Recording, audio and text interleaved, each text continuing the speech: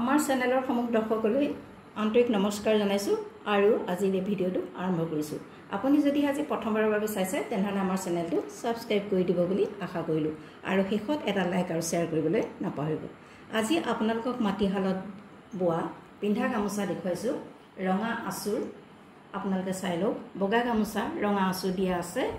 এইখন যথেষ্ট আহল বহল মাটিশালত বোৱা যিহেতু এখন পিন্ধা গামোচা, গতিকে ইয়াৰ দিশটো হৈছে 5 ফুট 8 ইঞ্চি আৰু বহলটো হৈছে 2 ফুট 8 ইঞ্চি।